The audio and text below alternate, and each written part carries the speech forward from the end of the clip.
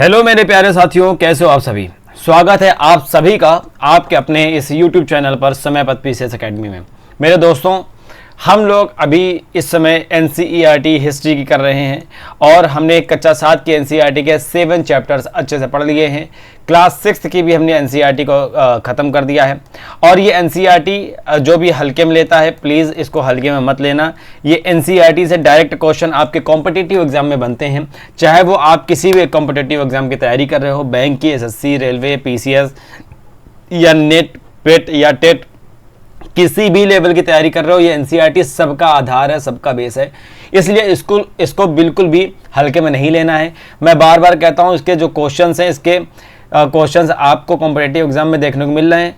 आप मेरी मत मानो तो आप प्रीवियस ईयर के क्वेश्चन पेपर उठाओ और देखो कि उसमें PCS तक में इसके डायरेक्ट NCERT से कक्षा 6 तक से क्वेश्चन आए, डायरेक्ट क्वेश्चन आए, तो इसको बिल्कुल भी हल्के में मत लेना मेरे भाई और मेरी बहनों। आप भी बिल्कुल भी हल्के में मत लेना। ये NCERT आपका बेस है, इसको अच्छे से पढ़ लो, एक बार पढ़ लो, बार बार का टेंट्रम खत्म हो जाए।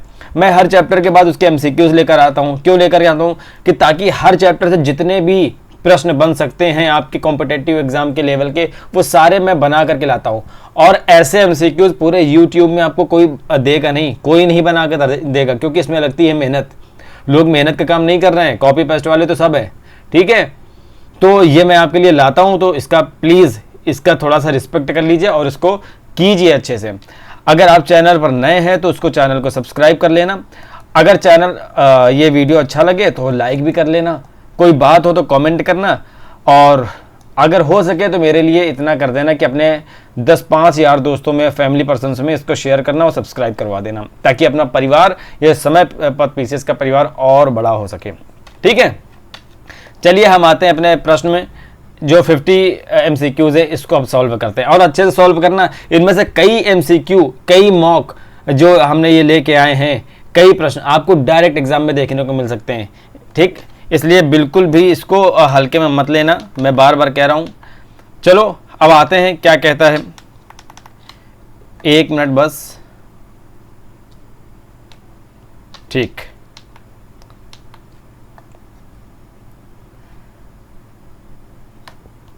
कह रहा है कि मध्यकालीन भारत में अधिकांश जनजातीय समाज की प्रमुख विशेषता क्या थी।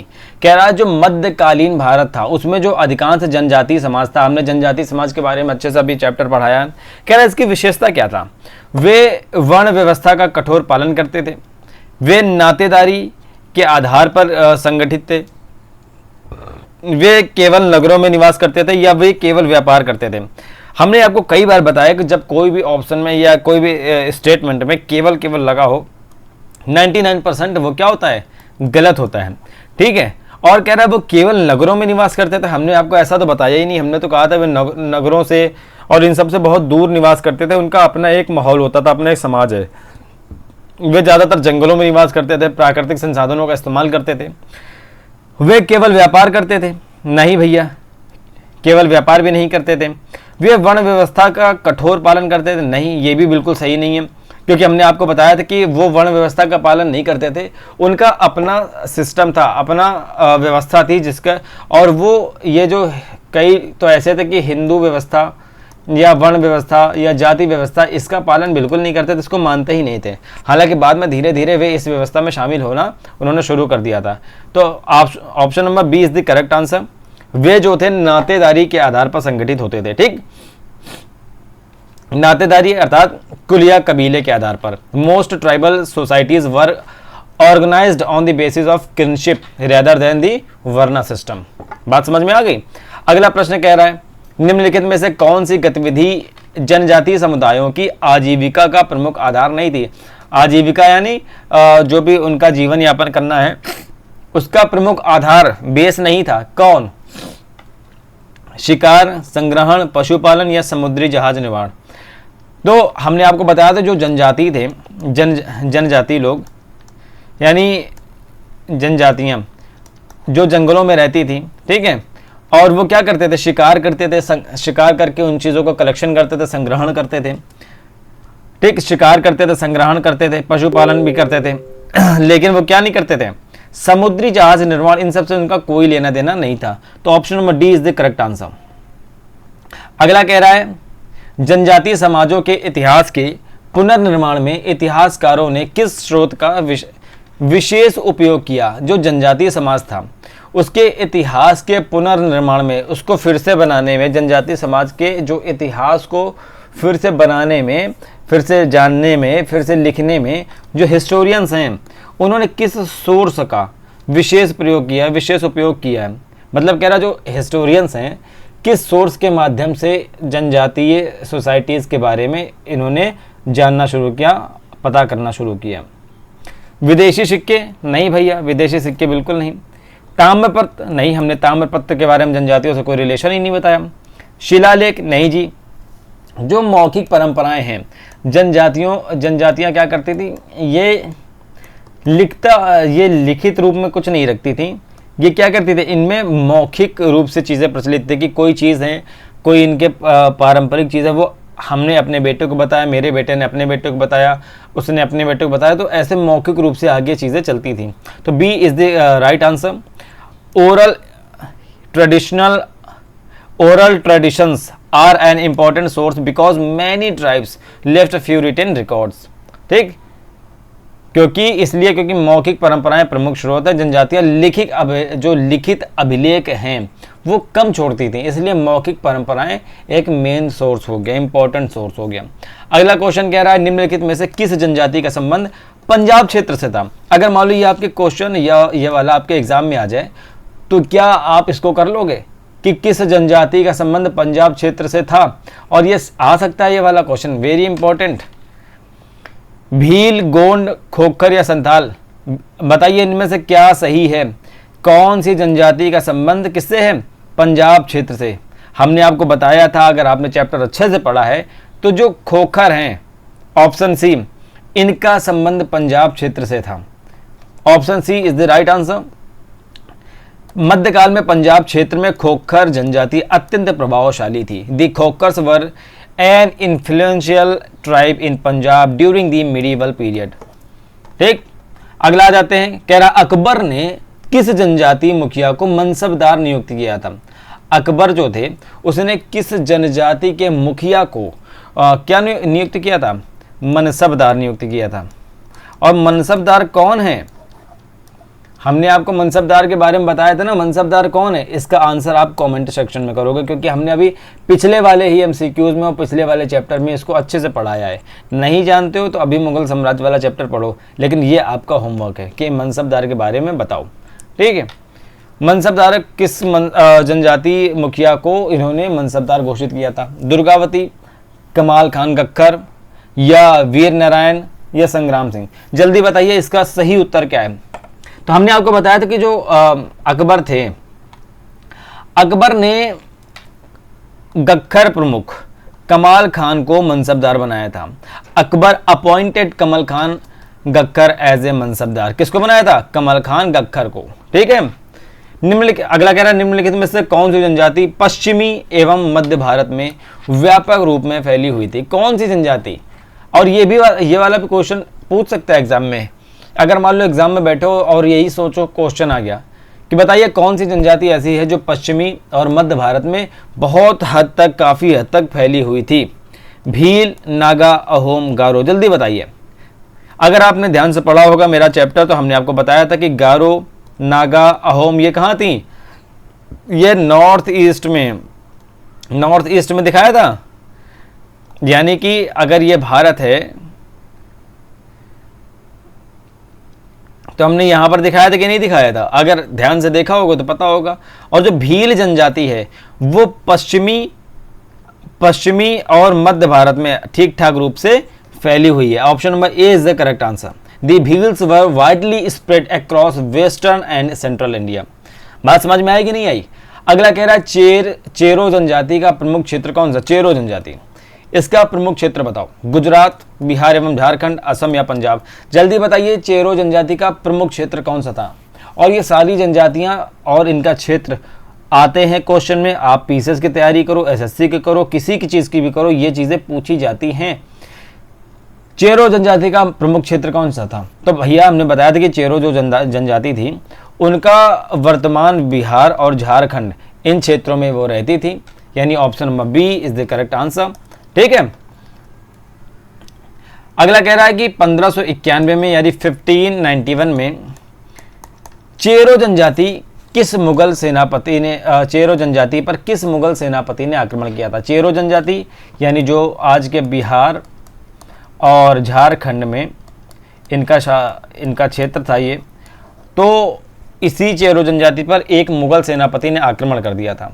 कि कौन सा वो मुगल सेनापति था जिसने आक्रमण किया था? राजा मान सिंह, बैरम खान, मीर जुमला या आसफ खान? जल्दी बताइए, इनमें से कौन से मुगल सेनापति थे जिन्होंने चेरो जनजाति पर 1591 में 1591 में आक्रमण कर दिया था? राजा मान सिंह, बैरम खान, मीर जुमला या आसफ खान? हमने आपको चैप्टर पढ़ाते हुए अच्छे से बताया था कि जो राजा मान सिंह थे इन्होंने ही चेरो जनजाति पर आक्रमण किया था। राजा मान सिंह अटैक्ड द चेरोज इन 1591। ठीक है।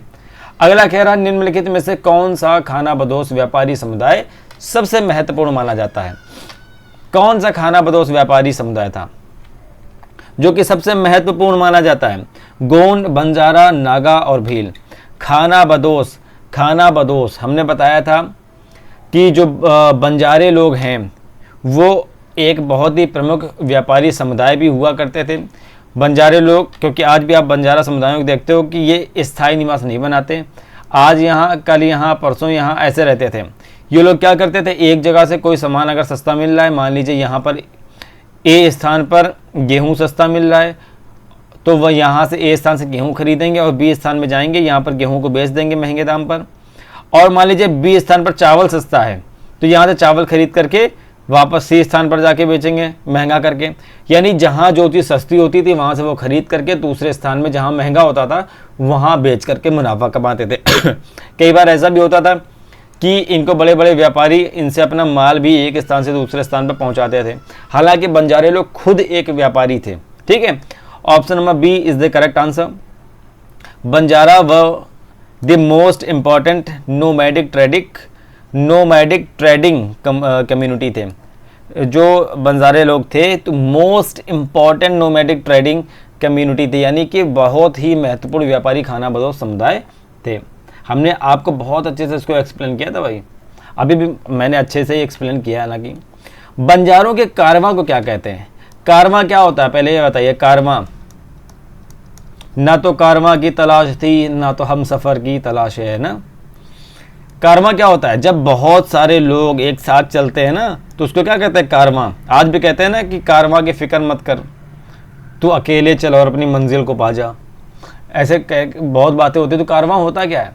कारवां यानी जब बहुत लोग एक साथ चलते हैं तो उसको क्या कहते हैं? जिसको हम लोग कहते हैं काफिला टाइप ना, तो वही होता है कारवां चल पड़ा। और जो बंजारे लोग थे तो वो क्या करते थे? अकेले नहीं जाते थे, कहीं भी जाते थे तो वो कारवां बना करके चलते थे। कई हजार लोग एक साथ चला करते थे।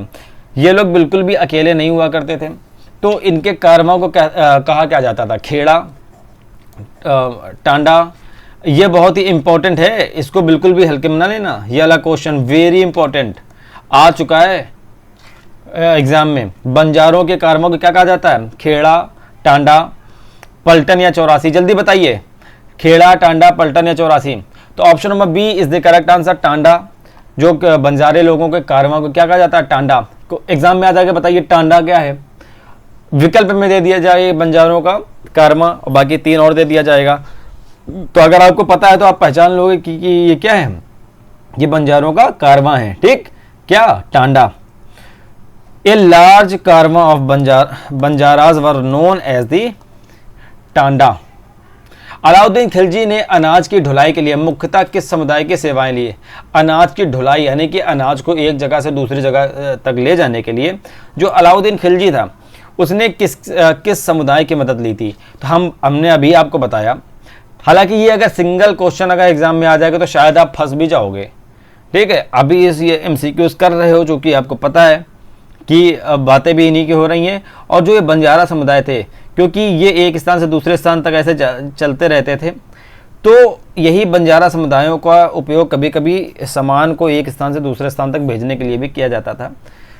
देख, अनाज की ढुलाई, अनाज को मतलब ढुलाई का मतलब एक स्थान से दूसरी जगह तक ले जाना। तो अलाउद्दीन खिलजी ने भी इन समुदायों की मदद ली थी, इन समुदायों से सेवा ली थी। किसकी? Banjara. Option number B is the correct answer. During Alauddin Khilji's market reforms Banjaras mainly transported grain. अगला क्वेश्चन कह रहा है क्वेश्चन नंबर 12, जहांगीर के अनुसार बंजारे मुख्यतः किस पशु के माध्यम से अनाज ढोते थे? जहांगीर ने बंजारों के बारे में बातें लिखी थी, बातें बताई थी। तो जहांगीर क्या कहते हैं कि जो बंजारे लोग होते हैं वो किस पशु के माध्यम से अनाज ढोते हैं? कौन सा पशु इस्तेमाल करते थे बंजारे लोग? आगे यही क्वेश्चन आ जाता है तो हम क्या कहते हैं कि भैया एग्जाम बड़ा फैक्चुअल है, बहुत फैक्ट पूछा था, बड़ा डीप गए थे। डीप क्या कहते हैं? अगर हमने एनसीईआरटी भी अच्छे से पढ़ी है ना तो आप वो डीप वाला मामला ही क्लियर कर दोगे कि जहांगीर के अनुसार बंजारे लोग जो थे वो किस पशु का उपयोग करते थे? घोड़े का, ऊंट का, बैल का या हाथी का? जल्दी बताइए, घोड़े का, ऊंट का, बैल का या हाथी का? तो हमने आपको बताया था कि जो बंजारे लोग थे वो बैलों का अच्छा खासा उपयोग करते थे, यानी option number C is the correct answer. Jahangir mentioned that Banjaras transported grain on bullocks. Okay, तो जो बैलों पर वो अनाज लाते थे और उस पर फिर वो शहरों तक पहुंचाते थे। कौन? बंजारे लोग। अगला कह रहा है क्वेश्चन नंबर 13 यानी 13, मध्यकाल में भ्रमणशील व्यापारियों द्वारा भारत से मध्य एशिया किस वस्तु का निर्यात किया जाता था? कह रहा है जो मध्यकाल में था, मिडीवल एरा में, भ्रमणशील व्यापारी यानी जो बंजारे लोग थे उनके द्वारा भारत से मध्य एशिया, मिडिल ईस्ट, जो मिडिल एशिया है, मध्य एशिया में किस वस्तु का एक्सपोर्ट किया जाता था? कौन सा वस्तु थी जिसको एक्सपोर्ट किया जाता था भारत से? बंजारे लोग करते थे। नमक, मेवा, रेशम या लोहा, इनमें से कौन सी चीज का एक्सपोर्ट करते थे बंजारे लोग मिडीवल एरा में? तो हमने आपको यह भी बताया था कि जो बंजारे लोग थे यानी भ्रमणशील व्यापारी थे वो मध्य एशिया में भारत से मेवा का अच्छा खासा एक्सपोर्ट करते थे। भारत से मेवा इकट्ठा करते थे और ऊंटों द्वारा मध्य एशिया भेजते थे। Dry fruits were transported from India to Central Asia by caravan traders. Caravan traders माने जो बंजारे लोग थे उनका जो कारवां था। और बंजारों के कारवां को क्या कहते हैं? अभी हमने ऊपर पढ़ा कि इनके कारवां को कहते हैं टांडा। ठीक है, याद रखना ये चीजें। निम्नलिखित में से कौन सा भ्रमणशील यानी नोमैडिक समुदाय नहीं था? हाँ, देख लो उत्तर, बहुत चतुर हो, दिख गया ना। जो भ्रमणशील समुदाय यानी कि कौन, किसकी बातें कर रहे हैं? बंजारों की बातें कर रहे हैं, बताया था ना अभी ऊपर। तो ये कह रहा है कि कौन सा भ्रमणशील समुदाय नहीं था। क्वेश्चन पकड़ना, नहीं था। बंजारा समुदाय क्या था? पशुपालक, गोंडराज या फेरी वाले? इसमें से कौन लोग जो थे भ्रमणशील नहीं थे, एक जगह पर रहते थे? जल्दी बताइए। तो भैया जो बंजारे लोग थे वो तो अभी हमने बार बार बताया वो थे, हाँ जी थे। फेरी वाले, हाँ जी थे।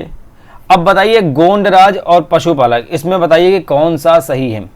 तो हमने आपको अच्छे से बताया था कि जो गोंड साम्राज्य के लोग थे वो भ्रमणशील नहीं थे, वो एक जगह पर रहा करते थे, है ना। तो option number C is the correct answer. Gond एक संगठित जनजातीय राज्य था जबकि अन्य भ्रमणशील समूह थे। Gond was an organized tribal kingdom, not a nomadic group. बात समझ में आ गई? क्वेश्चन नंबर 15 क्या कह रहा है? क्वेश्चन नंबर 15, मध्यकाल में नई जातियों के उदय का प्रमुख कारण क्या था? जो मिडीवल ईरा था उसमें नई नई जातियां आ रही थी और नई नई जातियां बन रही थी, उसका क्यों बन रही थी, मेन रीजन क्या था उसके पीछे बनने के? आपके ऑप्शन है विदेशी आक्रमण, अर्थव्यवस्था एवं समाज की बदलती आवश्यकताएं, केवल धार्मिक सुधार, केवल कृषि का पतन। ठीक है, अब आप समझिए, आप एग्जाम में बैठे हैं और इसको हल करो भाई। जो मिडीवल ईरा था उसमें नई नई जातियां बन रही थी, नई नई जातियां क्यों बन रही थी, क्या कारण था? तो हमने आज आप अगर ऑप्शन देखो, हमने कई बार कहा है कि स्टेटमेंट हो या आपका जो ये ऑप्शन होते हैं इसमें अगर केवल दे 99% उसको मान लो कि गलत है। तो भाई केवल धार्मिक सुधार के मारे ये नई नई जातियां बन रही थी? नहीं जी। केवल कृषि के पतन हो रहा था इस वजह से बन रही थी? नहीं जी। कह रहा है विदेशी आक्रमण की वजह से? बिल्कुल नहीं। अर्थव्यवस्था और समाज की जो आवश्यकताएं बदल रही थी इस वजह से क्या हो रहा था? नई नई जातियां बन रही थी। ठीक है, तो option number B is the correct answer. अगला कह रहा है निम्नलिखित में से किस शिल्पकार समुदाय को बाद में जाति के रूप में मान्यता मिल गई। कौन सा ऐसा शिल्पकार समुदाय था, शिल्पकार कम्युनिटी थी जो बाद में जाति के रूप में उनको मान्यता मिल गई। लोहार, नाविक, सैनिक या व्यापारी।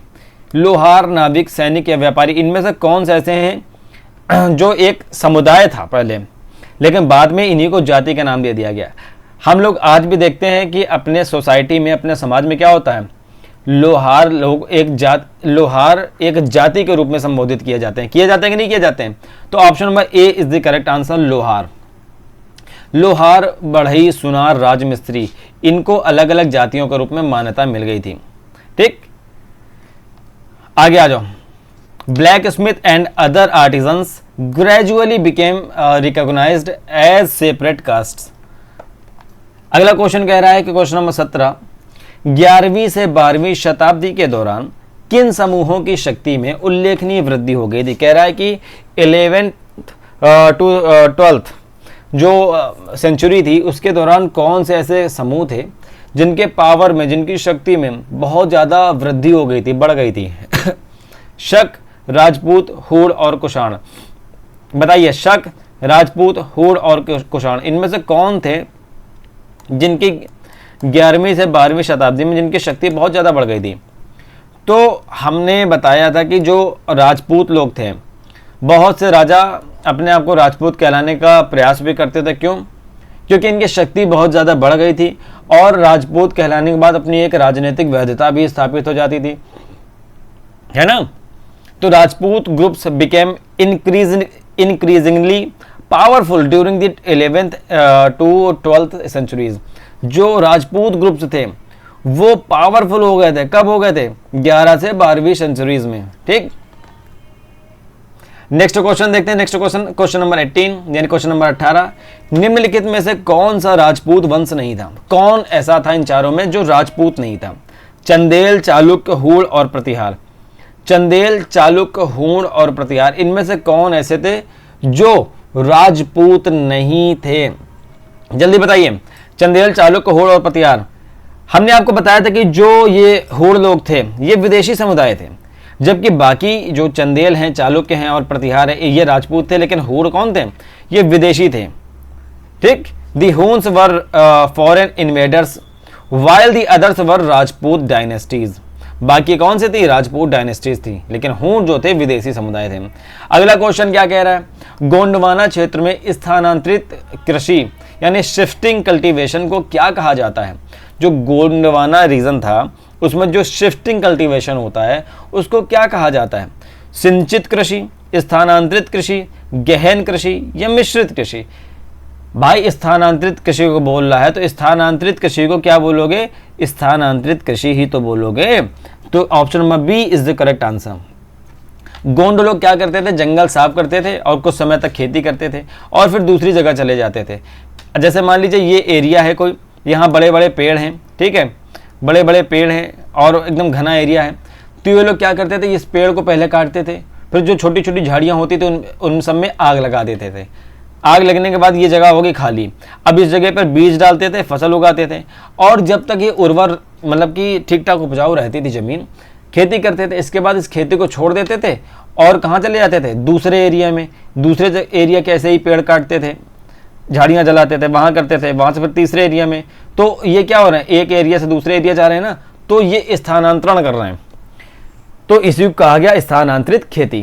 ठीक है, अकबर, अगला कह रहा है अकबरनामा के अनुसार गढ़कटंगा राज्य में लगभग कितने गांव थे? पहले तो आप अकबरनामा के बारे में बताओ। हमने आपको अच्छे से बताया था पिछले चैप्टर में कि अकबरनामा क्या है। अकबरनामा क्या है भाई? ये आपको कमेंट में बताना है, ये आपका होमवर्क है। क्यों? क्योंकि ये अकबरनामा बहुत ज़रूरी है। मैं थोड़ा सा हिंट दे देता हूँ, इसकी 3 जिल्द भी हैं, जिल्द यानी कि 3 पार्ट हैं। और तीसरा जो जिल्द है आईन अकबरी, आईन ए अकबरी, ये भी बहुत इंपॉर्टेंट है, ये भी कई बार एग्जाम में पूछा गया है। और आप मुझे ये बताओ कि आईन अकबरी में किस चीज़ के बारे में बताया गया है? ये भी एग्जाम में पूछा गया है। नहीं पता है तो आप पता करो, गूगल करो, कुछ भी करो, लेकिन करो, क्योंकि ऐसे करोगे ना आपको ये चीज़ अभी के अभी याद हो जाएगी, दिमाग में बैठ जाएगी। ठीक है, तो सीरियस लेके करो और इसको फिर मुझे कमेंट सेक्शन में बताओ कि क्या सही है। चाहूँ तो मैं बता सकता हूँ, लेकिन अभी मैं बताऊंगा नहीं, क्योंकि आपका भी कुछ काम होना चाहिए, क्योंकि एग्जाम आपको भी निकालना है ना, निकालना है ना, तो थोड़ा सा मेहनत करो।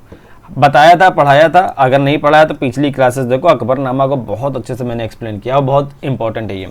कह रहा है कि अकबरनामा के अनुसार गढ़कटंगा राज्य में कितने गांव थे, गढ़कटंगा स्टेट में राज्य में कितने गांव थे, 20,000, 40,000, 70,000 या 1,00,000।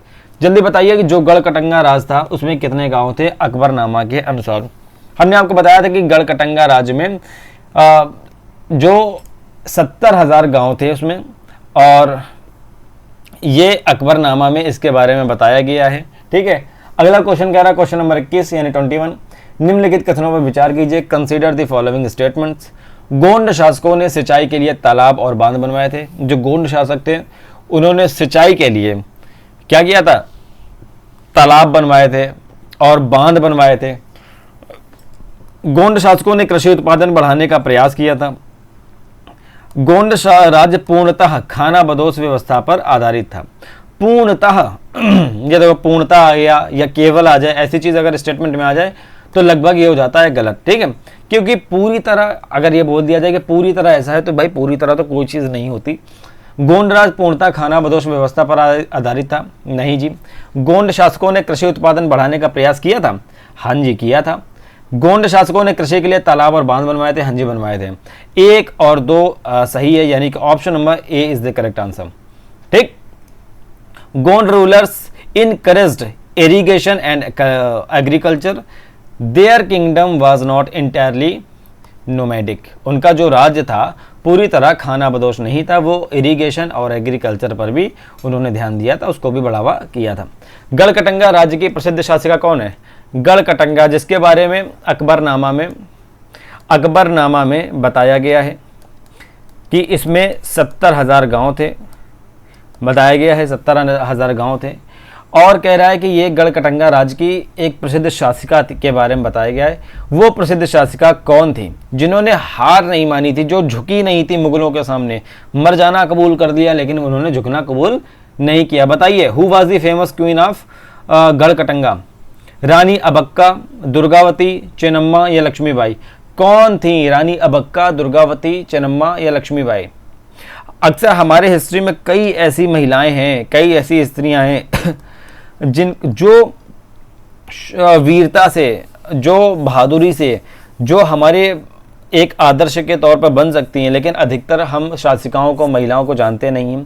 कुछ को जानते हैं, जैसे हमारी रानी लक्ष्मीबाई जी, और ऐसे ही कुछ और भी हैं जिनको हम जानते हैं, लेकिन बहुत सी ऐसी हैं जो हिडन हैं और वो हमारे लिए हीरोइन होनी चाहिए, और वो सच मायने में भारत की वो एक देवियाँ हैं। ठीक है, जिन परम पूज्य हैं और जिनको शौर्य की गाथाएं हमें अपने घर में अपने बच्चों को, अपने साथियों को बतानी चाहिए, स्कूल्स में पढ़ाया जाना चाहिए।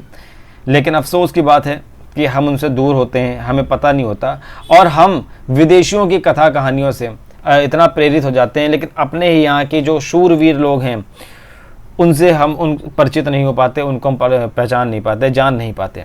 तो जो रानी दुर्गावती थी, ऑप्शन बी, वो इतनी उनके अंदर इतना शौर्य था, इतना बहादुरी थी कि वो उन्होंने मुगलों के सामने, मतलब कि वो सरेंडर किया ही नहीं। मुगल कहते थे इनसे सरेंडर कर दो, तुमको छोड़ देंगे। इन्होंने कहा कैसे सरेंडर कर दें, मेरे तो खून में ही नहीं है सरेंडर करना, तो मैं नहीं कर सकती, मरना कबूल है, मार दो आके। लेकिन अफसोस की बेचारी मार दी गई, है ना। तो रानी जो दुर्गावती थी बहुत वीरांगना थी।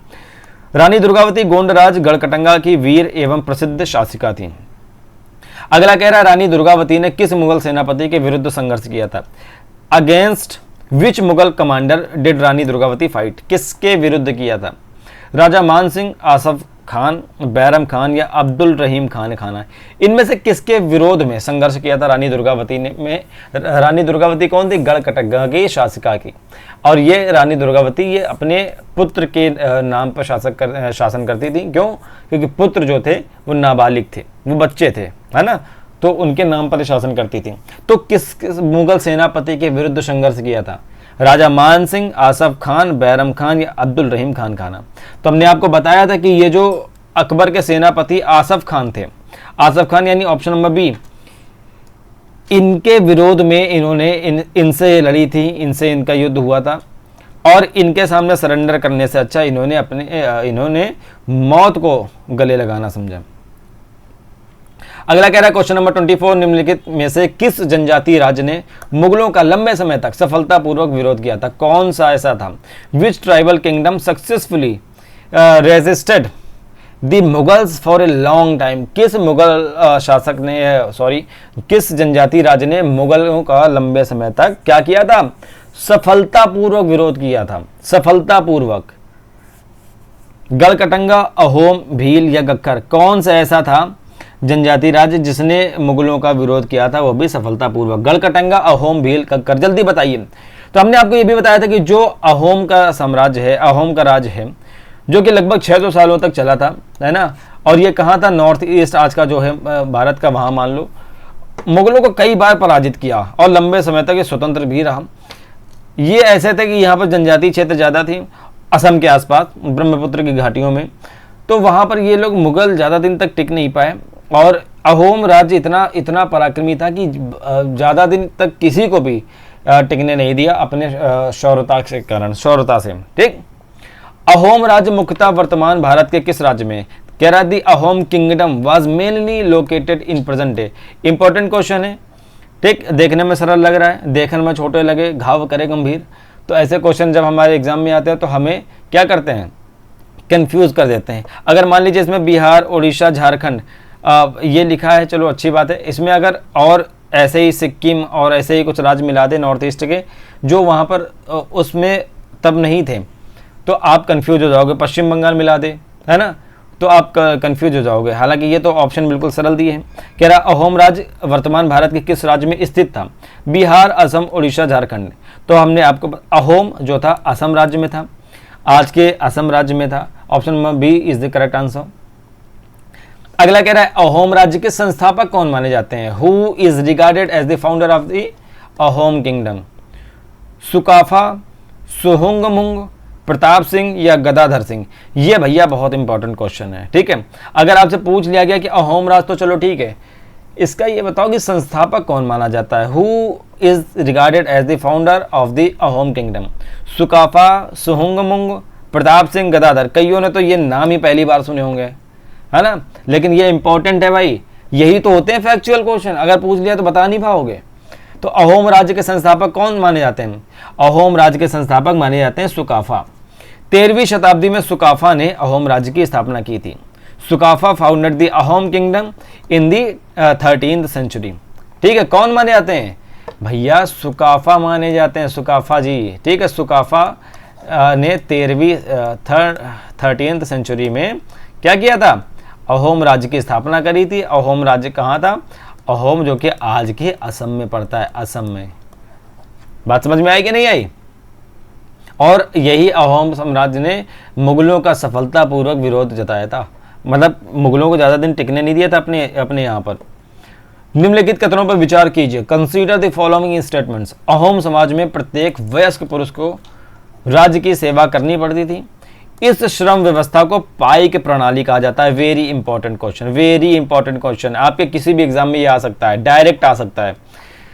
अहोम साम्राज्य के समाज के प्रत्येक वयस्क पुरुष को समाज की सेवा करनी पड़ती थी, राज्य की सेवा करनी पड़ती थी। इस श्रम व्यवस्था को पाइक प्रणाली कहा जाता है। क्या सही है? केवल एक, केवल दो, एक और दो, दोनों, ना तो एक ना तो दो। हमने आपको पढ़ाते हुए बताया था कि जो अहोम समाज था इसमें जो प्रत्येक वयस्क हो जाते थे पुरुष, ठीक, तो वो क्या होता था? उनको राज्य की सेवा करनी पड़ती थी, ये अनिवार्य था। और ये जो सेवा करनी पड़ती थी, इस श्रम व्यवस्था को पाइक प्रणाली कहते थे। और पाइक प्रणाली यानी कि इनको इसका पैसे वैसे नहीं मिलते थे, ये एक तरीके से बेगार व्यवस्था थी। ठीक है, the Ahom administration followed the paik system under which every adult male rendered service to the state. ठीक है, सभी को ये अनिवार्य था कि भाई राज्य की सेवा करना ही करना है, आपको राज्य की सेवा देनी है। पाइक शब्द किसके लिए उपयुक्त होता था अहोम राज्य में? In the Ahom kingdom the term paik refer to. ये भी भाई बहुत इंपॉर्टेंट है, ये आ चुका है, एक्चुअली ये एग्जाम में आ चुका है और आता भी है कि पाइक शब्द किसके लिए उपयोग होता है? सैन्य अधिकारी के लिए, कर संग्राहक के लिए, राज्य सेवा करने वाला वयस्क पुरुष, adult mail rendering state service, गांव का मुखिया विलेज हेड। तो अभी हमने ऊपर ही बताया कि जो ऑप्शन नंबर सी है, राज्य सेवा करने वाला वयस्क पुरुष, उसको क्या कहते हैं? उसको पाइक कहते हैं, पाइक। अगला कह रहा है क्वेश्चन नंबर 29, निम्नलिखित में से कौन सा कथन अहोम प्रशासन के बारे में सही है? Which statement about the Ahom administration is correct? राज्य में केवल नगद कर लिया जाता था, केवल नगद कर लिया जाता था, भूमि निजी संपत्ति थी, पाइक प्रणाली प्रशासन की प्रमुख विशेषता थी, या प्रशासन पूरी तरह मनसबदारी पर आधारित था? अहोम प्रशासन के बारे में बताया क्या सही है? तो हमने बताया, अब बताइए कि क्या राज्य में केवल नगद कर लिया जाता था? पहली बात केवल आ गया भैया, ये तो हो गया गलत। भूमि निजी संपत्ति थी, नहीं जी, वहां पर भूमि जो थी निजी संपत्ति नहीं थी, एक सार्वजनिक संपत्ति थी, क्योंकि जनजातियों में, अधिकतर जनजातियों में ये ही चीजें हैं कि वो लोग कोई चीज निजी नहीं रखते हैं, वो एक समुदाय बेस्ड होती है, समुदाय की होती है पूरी। प्रशासन पूरी तरह मनसबदारी पर आधारित है, नहीं जी, क्योंकि वहाँ मुगल साम्राज्य ही पहुंचने नहीं दे रहे थे, मुगलों का मुगल शक्ति ही वहां पर नहीं कब्जा जमा पा रही थी, तो मनसबदारी तो मुगल साम्राज्य में था ना। पाइक प्रणाली जो थी प्रशासन की प्रमुख विशेषता थी, और पाइक प्रणाली में क्या होता था? जो वयस्क पुरुष होते थे उनको राज्य की सेवा करनी पड़ती थी। Option number C is the correct answer. ठीक, अगला क्वेश्चन देखते हैं। अगला क्वेश्चन नंबर 30, निम्नलिखित में से किस जनजाति राज्य ने अपनी भाषा और इतिहास को बुरुंजी नाम के ग्रंथों में सुरक्षित रखा है? Which tribal kingdom preserved its history in chronicles known as Buranjis? कौन सा ऐसा जनजाति राज्य है, ट्राइबल किंगडम है, जिसने अपनी भाषा को और अपने इतिहास को बुरुंजी नाम के ग्रंथों में सुरक्षित रखा हुआ है? किसने रखा है? ये भी भाई बहुत इंपॉर्टेंट क्वेश्चन है, अगर एग्जाम में आ गया ना तो दिमाग घुमा देगा, कंफ्यूज तो छोड़ो, घुमा ही देगा। आपको लगेगा यार ये क्या है बुरुंजी, ये तुमने पढ़ा ही नहीं है, कहाँ से पूछ लिया भाई, कहाँ से पूछ लिया है ना। पढ़ लो एनसीईआरटी और देख लो कितना अच्छा क्वेश्चन निकाल के दिया है। बुरुंजी नाम का आप पूछ लो बुरुंजी नाम का ग्रंथ क्या है, बता पाओगे? नहीं बता पाओगे भाई। तो बताइए निम्नलिखित किस जनजाति राज्य ने अपनी भाषा और इतिहास को बुरुंजी नाम के ग्रंथों में रखा है? हमने आपको अच्छे से बताया था कि जो अहोम राज्य है, अहोम राज्य ने अपनी भाषा को, अपने इतिहास को बुरुंजी नाम के ग्रंथों में रखा है। इस प्रश्न को अच्छे से पढ़ लो, ये बहुत ही जरूरी है, बहुत ही इंपॉर्टेंट है। निम्नलिखित कथनों पर विचार कीजिए। Consider the following statement. जनजातीय समाज में सामाजिक समानता अपेक्षाकृत अधिक थी। अधिकांश जनजातियों में मुखिया का पद जो था वंशानुगत होता था। सभी जनजातियां स्थायी कृषि ही करती थीं। जो कह रहा सभी जनजातियां स्थायी रूप से कृषि ही करती थी, क्या सही है? 1 और 2, 2 और 3, 1 और 3, या 1, 2 और 3? तो कह रहा है कि जो अधिकांश जनजातियां थी उसमें जो मुखिया का पद था वंशानुगत था, यानी आज वो, फिर उसका बेटा, फिर उसका बेटा, ऐसा वंशानुगत तो था। लेकिन सभी जनजातियां स्थायी कृषि बिल्कुल नहीं करती थी, यानी कि जो तीसरा स्टेटमेंट है ये बिल्कुल गलत है। बाकी पहला और दूसरा बिल्कुल सही है। मुखिया का पद भी वंशानुगत था और उनमें सामाजिक समानता भी ज्यादा हुआ करती थी। ठीक है, option number A is the correct answer. आगे कह रहा है क्वेश्चन नंबर 32, झूम कृषि शिफ्टिंग कल्टीवेशन की प्रमुख विशेषता क्या है? झूम कृषि, झूम कृषि के बारे में हमने बताया। शिफ्टिंग कल्टीवेशन यानी जिसको अभी हमने ऊपर क्या कहा, स्थानांतरित कृषि। इसमें क्या होता है, अभी हमने ऊपर बताया कि एक जगह पर पहले कृषि करते हैं पेड़ पौधे काट करके, ठीक, फिर उसके बाद दूसरी जगह चले जाते हैं, वहां पेड़ पौधे काटते हैं, झाड़ियां जलाते हैं, वहां कृषि करते हैं, फिर उस जमीन को छोड़ देते हैं, फिर तीसरी जगह जाते हैं। तो ऐसे क्या करते हैं, इसको क्या बोला गया, शिफ्टिंग कल्टीवेशन, शिफ्ट करते रहते हैं वो। इसको झूम कृषि भी बोलते हैं। इसकी प्रमुख विशेषता क्या है? केवल सिंचित भूमि पर खेती होती है, एक ही भूमि पर लगातार खेती होती है, कुछ वर्षों तक खेती करके दूसरी भूमि पर चले जाते हैं और केवल बागवानी करते हैं। क्या सही है? अभी हमने यहां पर क्या बताया, कुछ सालों तक एक जगह खेती करते हैं, फिर दूसरी जगह जाते हैं, फिर वहां करते हैं, फिर तीसरी जगह जाते हैं, ये बताया ना। तो ऑप्शन नंबर सी में क्या लिखा, यही तो लिखा है, कुछ वर्षों तक खेती करके दूसरी भूमि पर चले जाते हैं, और इसीलिए option number C is the correct answer. अगला कहना है क्वेश्चन नंबर 33 यानी 33, निम्नलिखित में से किस जनजाति का संबंध जो है उत्तर पूर्व भारत से, उत्तर पूर्व भारत यानी कि नॉर्थ ईस्ट, नॉर्थ ईस्ट से कौन सी जनजाति का संबंध है? भील, गोंड, अहोम, चेर। भील, गोंड, अहोम, चेर। भाई अगर तुमने पढ़ा होगा तो अभी हमने क्या बताया था कि जो ये हमने बताया ना, असम के पास कौन थे? असम के पास अहोम थे। अहोम कहाँ है? उत्तर पूर्व में ही तो हैं, बुद्धूचंद थे ना, है ना, सॉरी थे। तो ऑप्शन नंबर सी में क्या लिखा है? अहोम ही तो लिखा है। अहोम जनजाति जो थी, अहोम साम्राज्य जो था वो कहाँ था? असम के आज के असम के एरिया में था, यानी कि ब्रह्मपुत्र नदी के घाटी में था। तो option number C is the correct answer. The Ahom kingdom was located in present day Assam in north east India. बात समझ में आई कि नहीं आई? अगला कह रहा है क्वेश्चन नंबर 34, निम्नलिखित में से कौन सा युग्म सही सुमेलित है? Match the following correctly. सही बताना है कि कौन सा सही सुमेलित है, ठीक है। गोंड कहाँ थे? गढ़कटंगा। अहोम असम में थे। बंजारा जो थे उनके काफिले को टांडा कहते हैं। मतलब कह रहा है कि टांडा जो है बंजारा से संबंधित है, अहोम असम से संबंधित है, गढ़कटंगा गोंड से संबंधित है। तो इसमें से क्या सही है? कौन सा पेयर सही है? 1 और 2, 2 और 3, 1 2 3 और 1 और 3। जल्दी बताइए कौन सा पेयर सही है।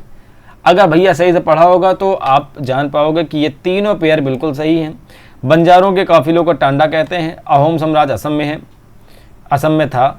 और जो गोंड है उससे ही गढ़कटंगा संबंधित है। तो option number C is the correct answer, ठीक, तीनों ही सही हैं। मुगल साम्राज्य अगला कह रहा है 35 नंबर का। मुगल साम्राज्य और जनजातीय समाजों के संबंध में कौन सा कथन जो है सही है? कौन सा कथन करेक्ट है? कौन सा स्टेटमेंट, कौन सा संबंध कथन जो है, स्टेटमेंट जो है करेक्ट है? स्टेटमेंट क्या है? मुगलों ने सभी जनजातीय क्षेत्रों पर पूर्ण नियंत्रण स्थापित कर लिया था। कह रहा है कि मुगल जो थे वो उन्होंने सभी जनजातीय क्षेत्रों पर पूरा नियंत्रण स्थापित कर लिया था। सभी जनजातियां मुगलों के अधीन थीं। कुछ जनजातियों ने मुगलों से संघर्ष किया था जबकि कुछ ने सहयोग किया था। मुगलों का जनजातियों से कोई संपर्क नहीं था। अब देखो इसको पकड़ो। पहला कह रहा है कि मुगलों ने सभी जनजातियों क्षेत्र पर पूर्ण नियंत्रण स्थापित कर लिया था। तो भैया अभी हमने बताया कि जो अहोम थे, पहली बात यही इनको भज नहीं रहे थे, इन्होंने ही स्थापित नहीं करने दिया था पूर्ण नियंत्रण। पूर्ण नियंत्रण मतलब पूरी तरह से। तो पहला तो हो गया गलत। कह रहा है कि सभी जनजातियां मुगलों के अधीन थी। सभी जनजातियां थी? नहीं भैया, अभी हमने अहोम को ही बताया कि अहोम ही नहीं थे। तो दूसरा भी हो गया गलत। डी नंबर कह रहा है कि मुगलों का जनजातियों से कोई संपर्क ही नहीं था। भैया संपर्क तो था, तो ये भी हो गया गलत। तो ऑप्शन नंबर सी क्या कह रहा है? कुछ जनजातियों ने मुगलों से संघर्ष किया जबकि कुछ ने सहयोग किया। ये बिल्कुल सही है कि कुछ ने सहयोग किया था लेकिन कुछ ने संघर्ष भी किया। Option number C is the correct answer, ठीक है। अगला क्या कह रहा है 36 नंबर का, कंसीडर द फॉलोइंग स्टेटमेंट्स। बंजारे केवल व्यापारी थे। बंजारे बड़ी संख्या में बैलों का उपयोग करते थे। वे सेना तक रसद पहुंचाने का कार्य भी करते थे। इसमें बताइए क्या सही है? नीचे स्टेटमेंट, हाँ ये ठीक है। 2 और 3, 1 और 2, 1 और 3, 1 2 और 3। बताइए इसमें से क्या सही है? बंजारे क्या केवल व्यापारी थे? पहली बात हमने स्टेटमेंट में बताया जब भी केवल आ जाए तो समझ लीजिए 99% वो गलत है। तो पहला हो गया गलत। दूसरा कह रहा बंजारे बड़ी संख्या में बैलों का उपयोग करते थे। हाँ, बंजारे अपने सामान को इधर से उधर ले जाने के लिए क्या करते थे? बैलों का उपयोग करते थे। वे सेना तक रसद पहुंचाने का भी कार्य करते थे। हाँ जी बिल्कुल, सेना को अगर कोई सामग्री चाहिए तो वो जो बंजारे लोग थे वो क्या करते थे? सेना को सामान पहुंचाने का भी कार्य करते थे। यानी 2 और 3 बिल्कुल सही है। Option number A is the correct answer, 2 और 3, ठीक।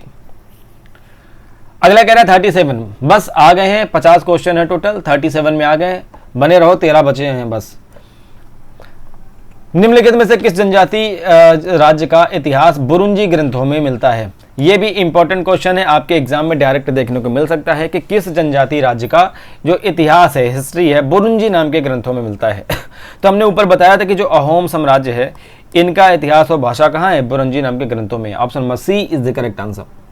अगला कह रहा है क्वेश्चन नंबर 38, निम्नलिखित में से किस कारण जनजातीय समाजों में परिवर्तन आने लग गया था?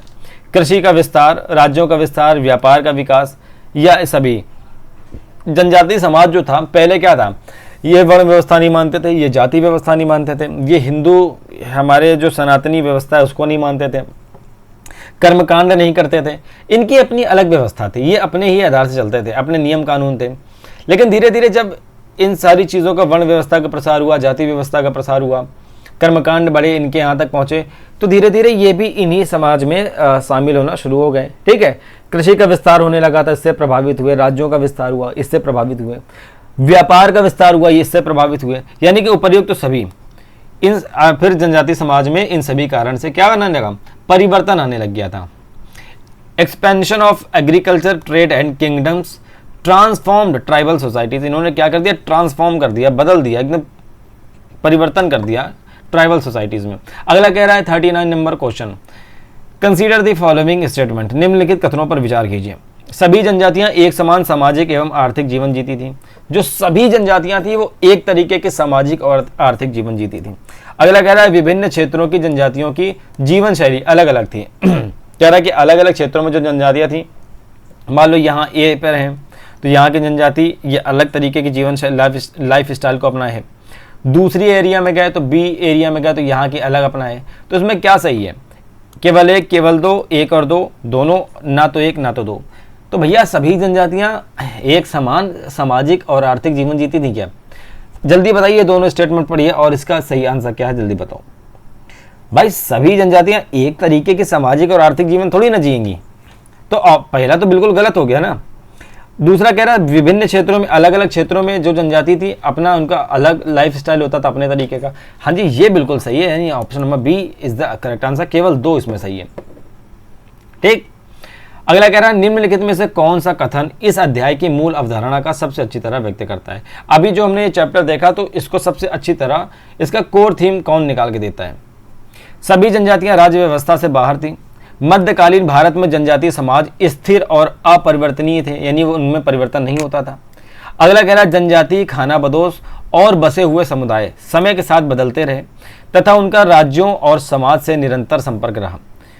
अगला कह रहा है जनजातियों का इतिहास केवल युद्धों का इतिहास है। इसमें से कौन सा सही है जल्दी बताइए। कि कह रहा है कि ये जो चैप्टर हमने पढ़ा इसका कोर थीम यानी मूल अवधारणा सबसे अच्छी तरह कौन व्यक्त करता है। सभी जनजातियां क्या राज्य व्यवस्था से बाहर थी? सभी जनजातियां, तो भैया ये इसका कोर थीम नहीं बता रहा है। कह रहा मध्यकालीन भारत में, मिडिवल इंडिया में जनजातीय समाज स्थिर और अपरिवर्तनीय थे। क्या उनमें परिवर्तन नहीं आता था? तो गलत है भाई, उनमें परिवर्तन आता था। हमने आगे देखा कि वो लोग भी वर्ण व्यवस्था में, जाति व्यवस्था में सम्मिलित हो गए थे। कईयों ने तो राजपूत बनने की कोशिश भी करी थी, है ना। अगला कह रहा जनजाति का इतिहास केवल युद्धों का इतिहास है। नहीं भाई, केवल युद्धों का इतिहास थोड़ी ना है, बाकी काम भी तो बेचारे करते थे। तो जो ऑप्शन नंबर सी है, जनजाति खानाबदोश और बसे हुए समुदाय समय समय के साथ बदलते रहे तथा उनका राज्यों और समाज से निरंतर संपर्क बना रहा, ये वाला ऑप्शन बिल्कुल सही है, यानी option number C is the correct answer. ठीक है, अगला क्या कह रहा है? अगला कह रहा है कि निम्नलिखित कथनों पर विचार कीजिए। Consider the following statements. जनजातीय समाजों की जो आजीविका है, आजीविका यानी कि जो खाना खर्चा होता है, वो अपना जीवन यापन कैसे कर रहे थे? केवल कृषि पर निर्भर थे, केवल कृषि पर। कई जनजातियां शिकार, संग्रहण और पशुपालन भी करती थी। विभिन्न जनजातियों की जीवन शैली जो लाइफ स्टाइल है उनके भौगोलिक क्षेत्र के अनुसार भिन्न थी। इसमें से क्या सही है? केवल एक और दो, दो और तीन, एक और तीन, एक दो तीन। तो पहला जो कह रहा है जनजातीय समाज की आजीविका जो है केवल कृषि पर निर्भर थी, केवल कृषि पर, नहीं जी ये तो बिल्कुल हो गया गलत, क्योंकि स्टेटमेंट में पहली बात तो आ गया है केवल। स्टेटमेंट में यहां जो दिया है केवल, इससे हमारे मतलब नहीं है। ठीक है, ये ऐसा नहीं कि केवल केवल केवल आ रहा तो ये गलत कर दे, नहीं, जो स्टेटमेंट में केवल आते हैं उनको देखना है, वो 99% गलत होते हैं। तो पहला कह रहा है जनजातीय समाजों की आजीविका केवल कृषि पर निर्भर थी। नहीं, केवल कृषि पर निर्भर नहीं थी भाई, वो कई और भी कार्य करते थे।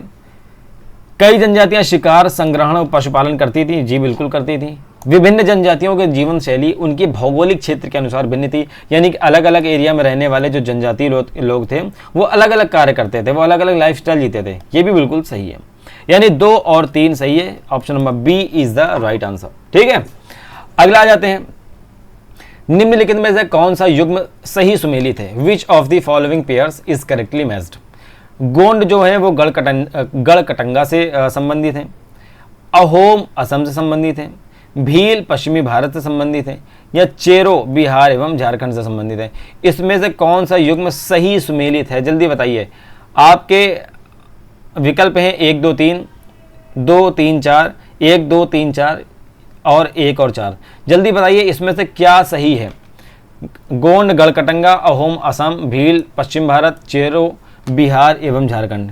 तो भैया अगर आपने अच्छे से पढ़ा होगा तो हमने आपको बताया कि ये जो चारों युग्म हैं, ये चारों युग्म सही है। यानी कि गोंड जो हैं वो गढ़कटंगा से संबंधित है, अहोम असम से हैं, भील पश्चिम भारत और मध्य भारत में रहते थे, चेरो जो हैं आज के बिहार और झारखंड में थे। तो चारों बिल्कुल सही मैच हैं। ठीक, अगला कह रहा है 43 नंबर क्वेश्चन, बस 7 और बचे हैं। धैर्य मत छोड़ो, क्योंकि यहाँ धैर्य छूट गया तो वहाँ एग्जाम छूट जाएगा, इतना भी याद रखना। रानी दुर्गावती के संबंध में निम्नलिखित में से कौन सा कथन सही है। देखो मान लो 7 बचे हैं, आपने क्लास छोड़ दी, ठीक है। अब यही 7 में से हो सकता है कोई ऐसा क्वेश्चन हो जो एग्जाम में आने वाला हो या एग्जाम में आ जाए सीधे। 43 कर दिया, 43 पे आपका धैर्य बना रहा, लेकिन जो आने वाला क्वेश्चन था 7 में वो आपने छोड़ दिया। छोड़ना नहीं है, बस स्पीड बढ़ा लो। अगर दिक्कत हो तो वीडियो की स्पीड बढ़ा के देख लिया करो, परेशान नहीं होना, लेकिन बस क्लास पूरी लिया करो। रानी दुर्गावती के संबंध में निम्नलिखित में से कौन सा कथन सही है। Which statement about Rani Durgavati is correct. वे अहोम राज्य की शासिका थी। हमने अभी रानी दुर्गावती जी के बारे में ऊपर बहुत अच्छे से एक्सप्लेन किया है। क्या वे अहोम राज्य की शासिका थी? उन्होंने आसफ खान के विरुद्ध जो युद्ध किया था। वे चेरो जनजाति की शासिका थी। वे अकबर की मनसबदार थी। बताइए कौन सा कथन सही है। भाई हमने ऊपर बताया था कि जो रानी दुर्गावती थी उन्होंने आसफ खान के साथ इनके विरुद्ध युद्ध किया था और रानी दुर्गावती ने हार नहीं मानी थी। उन्होंने कहा था कि झुकना हमें मंजूर नहीं है। उन्होंने मृत्यु को गले लगा लिया था, लेकिन ये मुगलों के सामने झुकी नहीं थी। ठीक, तो option number B is the correct answer. Asaf Khan के विरुद्ध इन्होंने युद्ध किया था। Rani Durgavati fought bravely against the Mughal commander Asaf Khan. Asaf Khan के विरुद्ध इन्होंने युद्ध किया था। बहुत वीरांगना महिला थी। बुरुंजी किससे संबंधित है? ये लो आ गया क्वेश्चन में, डायरेक्ट पूछ लिया कि बताइए कि बुरुंजी किससे संबंधित है। बुरुंजी इज एसोसिएटेड विद। ठीक है, अभी तो यहाँ बता दिया इसलिए आपको शायद ये टिक लगा लोगे, लेकिन जब एग्जाम में आएगा ना तो तोते उड़ जाते हैं ऐसे क्वेश्चन को देख करके। आपको यही नहीं पता लगेगा कि बुरुंजी है क्या, खाने की चीज है, पहनने की चीज है, ये है क्या बुरुंजी। ऑप्शन है गोंडों की राजस्व व्यवस्था, अहोम राज्य के ऐतिहासिक अभिलेख, बंजारों का व्यापारिक संगठन, चेरो जनजाति की कृषि पद्धति। हमने आपको बताया कि बुरुंजी क्या है। अहोम राज्य जो था, अहोम राज्य जो जनजाति थी वो क्या करती थी, अपनी भाषा और अपना जो इतिहास है, हिस्ट्री है, इसको बुरुंजी नाम के ग्रंथों में लिखती थी। ठीक है, तो अहोम राज्य के ऐतिहासिक अभिलेख क्या कहलाते हैं, बुरुंजी कहलाते हैं। अगला कह रहा है question number 45, consider the following statement. बंजारे सेना तक रसद पहुंचाते थे। बंजारों के बड़े कारवां को टांडा कहा जाता था। बंजारे मुख्यतः समुद्री व्यापार करते थे। बताइए इसमें से क्या सही है। 1 और 2, 2 और 3, 1 और 3, 1 2 और 3। अभी हमने भाई ऊपर अच्छे से बताया है कि जो बंजारे लोग थे सेना तक रसद भी पहुंचाते थे, बाकी व्यापार भी करते थे। अलाउद्दीन खिलजी भी इनके माध्यम से अनाज को एक स्थान अनाज मंडियों में पहुंचाया करता था। हमने पढ़ा ना, बंजारों के बड़े कारवां को टांडा कहा जाता है। बिल्कुल सही है। बंजारे मुख्यतः समुद्री व्यापार करते थे। नहीं जी, ये गलत है कि मुख्यतः समुद्री व्यापार नहीं करते थे, ऐसा ये तो बिल्कुल तीसरा गलत है। 1 और 2 सही है, यानी कि option number A is the correct answer. ठीक, Banjaras transported goods by land and supplied armies. They were not maritime traders. जो वो समुद्री व्यापार नहीं करते थे। They were not maritime traders. बात समझ में आई कि नहीं आई। क्वेश्चन नंबर 46 यानी 46, निम्नलिखित में से किस कारण जनजातीय राज्यों का महत्व बढ़ा। Which factor contributed to the rise of tribal kingdoms. किस कारण से उनका महत्व बढ़ना शुरू हो गया था। कृषि का विस्तार, स्थानीय संसाधनों पर नियंत्रण, राजनीतिक संगठन का विकास, या उपर्युक्त सभी। तो हमने भाई आपको पढ़ाया है कि कृषि का विस्तार भी और स्थानीय जो संसाधन पर उनका कंट्रोल था, और राजनीतिक संगठन यानी पॉलिटिकल जो भी ऑर्गेनाइजेशंस थे उनका भी डेवलपमेंट होने लग गया था, उनका विकास होने लग गया था। ये सभी फैक्टर इनके जनजातीय राज्यों के महत्व को बढ़ाने में कारगर थे, यानी option number D is the correct answer, उपर्युक्त सभी। अगला कह रहा है क्वेश्चन नंबर 47 यानी 47, निम्नलिखित में से कौन सा कथन जो है पाइक प्रणाली के बारे में सही है। ये भी इंपॉर्टेंट है, लिख लीजिए, एग्जाम में आपके डायरेक्ट पूछा जा सकता है। जब आएगा तो मैं देखना निकाल के क्वेश्चन बताऊंगा जरूर कि देखो मैंने पढ़ाया था और आपने इसको नज़रअंदाज किया था। पाइक प्रणाली के बारे में क्वेश्चन आया है कई बार और आता भी है कि इसके बारे में बताओ कौन सा सही है। Which statement about the paik system is correct. यह मुगल मनसबदारी व्यवस्था का भाग थी, यह अहोम राज्य की श्रम एवं सेवा व्यवस्था थी, यह बंजारों की व्यापारिक व्यवस्था थी, या ये गोंडों की टैक्स प्रणाली थी। क्या थी ये पाइक प्रणाली। हमने भाई पाइक प्रणाली के बारे में बताया कि जो अहोम राज था, अहोम राज्य में क्या होता था, जो भी वयस्क हो जाते थे लोग, जो भी जवान हो जाते थे पुरुष, ठीक है, वो क्या करते थे, अहोम राज्य की सेवा में सेवा देते थे, सर्विस देते थे। किसको देते थे, अहोम राज्य को, ठीक है, अहोम राज्य को सर्विस देते थे। और यही इसी को कहा गया पाइक प्रणाली, अहोम राज्य की श्रम एवं सेवा व्यवस्था, यानी option number B is the correct answer. बात समझ में आई कि नहीं आई। अगला कह रहा है क्वेश्चन नंबर 48, निम्नलिखित में से किस जनजाति ने मध्य भारत में शक्तिशाली राज्य स्थापित किया था। Which tribe established a powerful kingdom in central India. किस जनजाति ने मध्य भारत में सेंट्रल इंडिया में शक्तिशाली राज्य स्थापित किया था। भील, गोंड, अहोम या नागा। तो हमने पढ़ा था अच्छे से, और ये मान लो क्वेश्चन आ जाएगा ना एग्जाम में तो आपके हक्के बक्के गुम हो जाएंगे कि कौन सी जनजाति थी यार कि भारत में, मध्य भारत में, सेंट्रल इंडिया में पावरफुल किंगडम उसने एस्टैब्लिश कर दिया। तो कौन सा था, वहाँ दिमाग ही नहीं काम करेगा, क्योंकि टाइम जब पढ़ाया जा रहा था तब आप कहीं और लगे हुए थे। तो जो भाई गोंड थे, जिनके बारे में हम बार बार अच्छे से पढ़ रहे हैं, ठीक है, जिनसे गढ़ कटंगा रिलेटेड है, और रानी दुर्गावती के बारे में हमने पढ़ा कि जिन्होंने मुगलों के खिलाफ अपना सरेंडर नहीं किया था, बहुत ही वीरांगना थी। तो Gond is the right answer, option number B is the right answer, ठीक है। तो ये बहुत ही शक्तिशाली इनका साम्राज्य था। अगला कह रहा है 49, निम्नलिखित कथनों पर विचार कीजिए, कंसीडर द फॉलोइंग स्टेटमेंट। मध्यकालीन भारत में जनजातीय समाज पूरी तरह अलग थलग नहीं थे। उनका राज्यों, व्यापारियों और किसानों से संपर्क था। किसका, जो जनजातीय समाज था उनका। समय के साथ उनके सामाजिक और आर्थिक संरचना में परिवर्तन हुए। कह रहा है कि इसमें से क्या सही है, जल्दी बताइए। 1 और 2, 2 और 3, 1, 2 और 3, 1 और 3। मध्यकालीन समाज था, हमने आपको बताया था कि मध्यकालीन भारत में जो जनजातीय समाज था पूरी तरह अलग थलग नहीं थे, पूरी तरह से बिल्कुल अलग नहीं थे। हमारे जो सभ्यता है, ऐसा नहीं कि वो हमारे वर्ण व्यवस्था नहीं मानते थे, जाति व्यवस्था नहीं मानते थे, या बिल्कुल हमारे सिस्टम नहीं मानते थे, तो पूरी ही तरह अलग हो, नहीं, कटे हुए बिल्कुल नहीं थे, जुड़े थे, हमसे मिले थे, लेकिन उनका अपना रीति रिवाज थे, अपने नियम कानून थे। उनका राज्यों, व्यापारियों, किसानों से संपर्क था, हाँ जी बिल्कुल था, इसमें कोई दो राय नहीं है। समय के साथ उनके सामाजिक और आर्थिक संरचना में परिवर्तन होना शुरू हो गए, हाँ बिल्कुल हो गए। बाद में हमने देखा था कि वो वर्ण व्यवस्था उन्होंने अपना ली थी, हिंदू व्यवस्था, सनातनी व्यवस्था में वो आ गए थे। कईयों ने तो अपने आप को राजपूत कहलाने की कोशिश भी करी थी, है ना। तो 1, 2 और 3 तीनों सही है, यानी option number C is the correct answer. अगला कह रहा है और फाइनल क्वेश्चन, 50 नंबर क्वेश्चन, निम्नलिखित में से कौन सा कथन जो है इस अध्याय का मुख्य निष्कर्ष, कोर थीम सबसे अच्छी तरह व्यक्त करता है, बताइए। Which statement best expresses the central theme of this chapter. सभी जनजातियां एक जैसी थीं। खानाबदोश समुदायों का इतिहास में कोई योगदान नहीं था। जनजातीय, खानाबदोश और बसे हुए समुदायों के बीच निरंतर संपर्क, परिवर्तन और पारस्परिक निर्भरता ने मध्यकालीन भारतीय समाज को आकार देना शुरू कर दिया था। जनजाति केवल जंगलों तक ही सीमित थे। इसमें से कौन सा कोर थीम है इस चैप्टर का, जल्दी बताइए कौन सा कोर थीम है इस चैप्टर का। क्या सभी जनजाति एक जैसी थी? नहीं, बिल्कुल नहीं, सभी जनजाति एक जैसी नहीं थी कि हर जनजाति का अपना सिस्टम थे, अपने रीति रिवाज थे, अपना अलग एरिया था।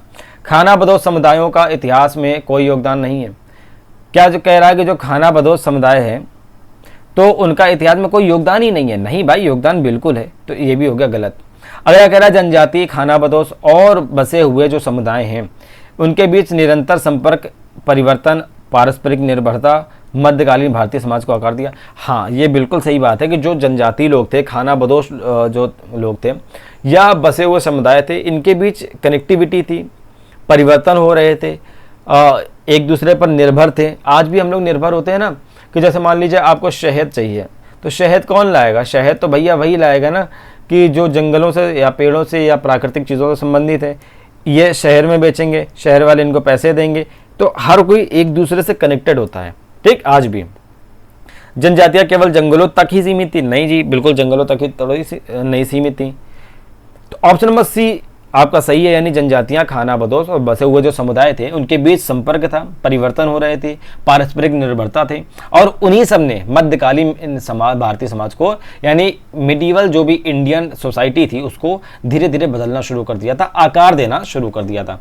ठीक है, तो ये हमने देखा 50 क्वेश्चन इस चैप्टर के, और आई होप कि आपने बहुत अच्छे से देखे होंगे, पढ़े होंगे।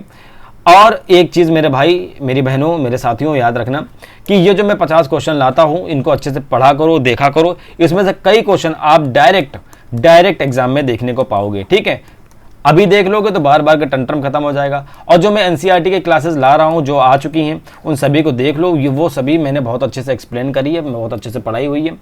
चैनल को सब्सक्राइब नहीं किया हो तो प्लीज़ सब्सक्राइब कर लो भाई, और अपने हो सके तो यार दोस्तों से भी करवा लो, मेरी बहनों, मेरे दोस्तों, मेरे साथियों, सभी लोगों से मैं कह रहा हूँ। और अच्छा लगा हो तो मेरे साथियों इसको लाइक कर देना, कोई बात हो तो प्लीज़ कमेंट कर देना। और टेलीग्राम में और इंस्टा में भी समय पथ पीसीएस एकेडमी के नाम से चैनल बने हुए हैं, प्लीज़ वहाँ पर आप सभी आइए और उसको भी ज्वाइन कर लीजिए। और हम वहाँ पर भी कोई बात हो, कोई चीज़ हो, शेयर कर सकते हैं, बात कर सकते हैं। और आगे जो भी वीडियोज़ आएंगे उनको प्लीज़ देखते रहिए, वो हम सब के लिए बहुत ज़रूरी है, एग्ज़ाम के लिए बहुत ज़रूरी है, सभी एग्ज़ाम के लिए, आप किसी भी एग्ज़ाम की तैयारी कर रहे हो। ठीक है, तो मिलते हैं अगले वीडियो में, तब तक आप अपना ख्याल रखिए, अपने घर वालों का ख्याल रखिए, पढ़ाई करते रहिए। ठीक, चलिए मिलते हैं अगले वीडियो में, तब तक बाय बाय, टेक केयर, ख्याल रखिए अपना।